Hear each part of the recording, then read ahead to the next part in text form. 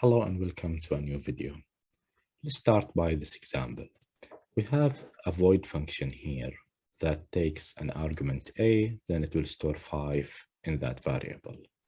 Then we have in the main function a variable a with value 1. Then I'm calling the function above. I'm calling fun with the variable a as an argument. So what do we get here? When I print a, is a going to be 1 or it's going to be 5? Now, when you run the code, you see that the output is just 1. Why this is the case? Because a is a local variable, just like in Python. Any variable in a function, any normal variable like this is a local variable. So this a has nothing to do with this a here. Even though a is 5 in fun, it does not affect the variable a inside main. Now, keep this in mind while we discuss this example. Here we have fun as a function. Instead of integer, like the example here, where we receive an integer, here we receive a pointer ab. And inside the main function, I am also creating a variable a with value 1, and I am calling fun. But instead of providing just a, I am providing the address of a. So notice the differences. Right here, you have one argument of type integer. In this example, you have one argument of type pointer to integer. When you call the function in the first example, you are passing a itself. In the second example, I am passing the address of a. Now, the rest of the code is the same. Previously, we printed 1. In this example, I am printing 5 when I print a. So notice how the function fun actually changed the variable inside the function main. So what we have here is fun changed the local variable a inside the main function. Now, how does this happen? Even though it's a local variable, how can a local variable be changed from another function? Let's see. Let's start the execution of the program. Now, the execution of the program starts in the main function. So I am in the main function, and I have a variable a with value 1. Now, this variable obviously has an address, like any other variable. Assume the address is 100. So again, this is a hypothetical address. Now, I will call the function fun. This is the function fun. It receives one argument of type pointer to integer. It's called ab. Now, when I call this function, I am giving the function the address of the variable a. The address of the variable a is going to be stored inside the variable ab. So ab is going to store the address of a. What is the address of a? It's 100.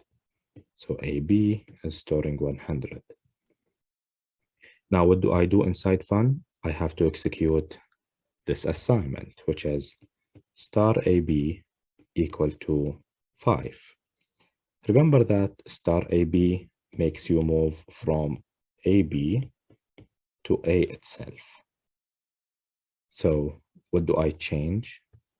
Where do I store 5? I am storing 5 inside the variable a. What variable a? The variable a inside the function main. So instead of 1 here, I am getting 5. So simply by using pointers, I am basically able to change a variable from a function or change a variable inside a function from another function. Let's see this example. I have two variables a and b, 1 and 4, and I am printing them. Then I am having the following. I have these 4 lines, which will simply swap a and b. Remember swapping from Python, where we basically store the value of b inside a and the value of a inside b. Okay, let's review this quickly. So here I am creating temp as an integer. Inside temp, I will store the value of a. Now, previously a was 1 and b was 4. Inside temp, I will store a, which is 1. Then inside a, I will store b. So take 4, store it inside a. Then inside b, I will store temp. Instead of 4, it will be 1. So after I finish, inside a, I have the value of b. Inside b, I have the value of a. I am swapping them, or basically changing them. Okay, so when I run this code here, I see exactly what I expect before 1, 4 and after 4, 1. Now, I will take the code right here and put it inside the function, just like this. I have the swap function. The swap function here, it has the same 4 line of codes, these 4 lines. It receives 2 integers, and the rest of the code is the same. I have a1, b4, and printing them before, then I'm calling swap, and I'm printing them after. So when I run this code, I see before a1, b4, after a1, b4. Why is this? Again, because just like in the first example, because a and b right here are local variables. So whatever you do to them inside swap, it does not affect the main function. Let's go over this again. So inside main, you have a is 1, b is 4. Then I'm calling swap. When you call swap, swap has a and b as argument. So you are going to put 1 inside a and 4 inside b. So you have a is 1, b is 4. Then you are doing this operation, which is creating temp. Temp will be a, which is 1. So done with this line. Then a is b, which is 4. Done with this line. Then b is temp, which is now 1. So these are done, and we have a new value for a and b, 4 and 1. However, when you go back to your main function right here, and you print, what do you print when you print a and b? You print whatever you have in the main function, which is just the old values. All change has happened inside the function swap. No effect on main whatsoever. Now we are going to use the idea of pointers, just like we did earlier, to create another function. Now this function is called bswap. Okay, instead of integers, I'm using pointers as argument. And the rest of the function is basically the same, except that instead of a, I am using star ab. This is indirect access, basically. Same thing.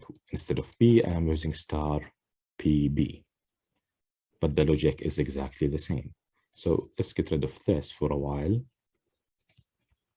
and focus on bswap.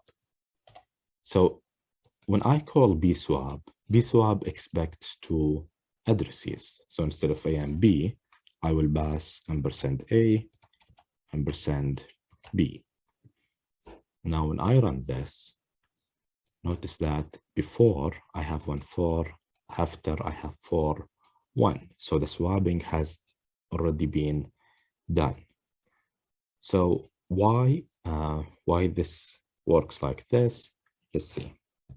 So I am inside my main function, and I have a, b with 1 and 4. Now this has addresses like 100 and 200. Then I am calling B-swap. Remember, I am passing the address of A to AB, the address of B to BB. Okay. What do? I am calling B-swap,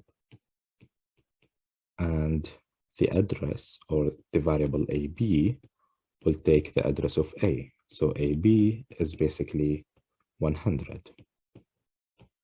Okay. And BB is going to take the address of B, which is 200. So after this, what do I get? I am inside BSwap creating a variable temp equal to star AB. What is star AB? Remember, AB is 100. I'm not interested in 100. I'm interested in the variable that has this address.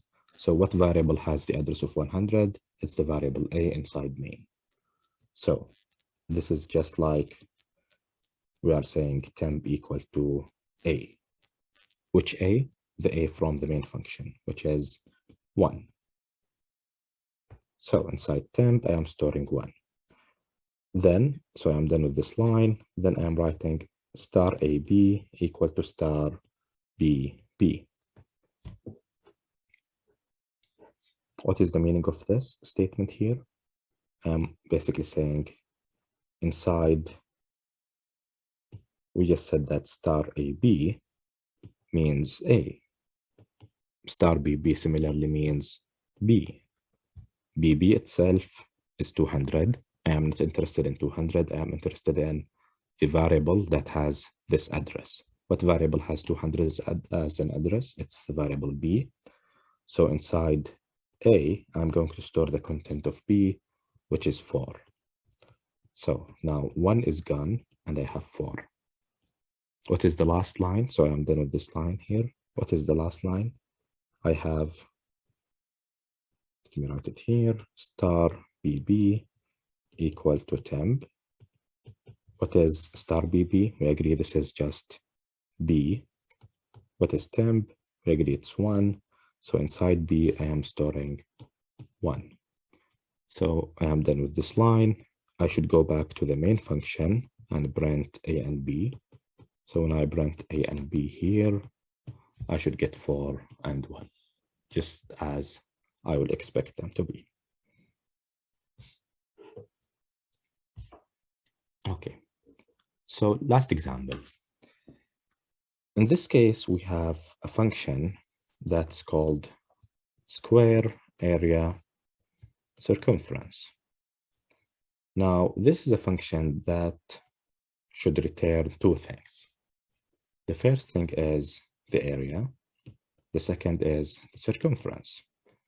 It will receive the side length of some square, and it will return these 2 information. However, you cannot return more than 1 value from a function in C. So in Python, there was no problem. In C, you cannot return more than 1 value. So what should we do? We will basically work with pointer to solve this problem. So let's see what we can do. Let's focus on the main part here, the main function. What we have is we have a variable s with value 3. So inside main, I am creating s with value 3. Then I am creating 2 empty variables, a and c. Now, all of these variables has some addresses. This 100, 200, 300, right? Then I am calling square area circumference. I am passing s, so just the number 3. I pass it to side, so this will be 3. I am passing the address of A to the variable area, the address of C to the variable circumference. So inside square area circumference, what I get is I get side equal 3, and I get area equal to 200, which is the address of A, and I get circumference equal to 300. Now, what am I doing inside the function square area circumference? I'm basically assigning side by side, which is 3 by 3 equal 9, to star area. What is star area? So remember, area is 200, but I'm not interested in 200. I'm interested in the variable that has this address, which is A, inside the main function. And according to this statement, I should store 9 inside star area, which is the variable A. Same thing, you will store side by 4, which is 12, inside star circumference. Remember, circumference is 300, so star circumference means move from 300 to the actual variable C and store 12. So we executed the two statements inside this function. I should go back to main, and I print area equal to A. What is A now? A is 9, and print circumference equal to C. What is circumference? Circumference is 12. So notice how in the beginning I have these two variables as empty variables, but after I finish calling the function, I have them with some result. So these results comes from the function square area circumference. So I used pointers with empty variables to basically return multiple values implicitly. So basically, this is a workaround. This is a trick we do to return multiple values by using pointers. So the function square area circumference needs to give you two results. How can you receive two results from a function? By giving that function two pointers, then after the function finishes, it will put the result in these basically two variables. Okay, that's it for this video. I hope it's clear. Thank you for watching.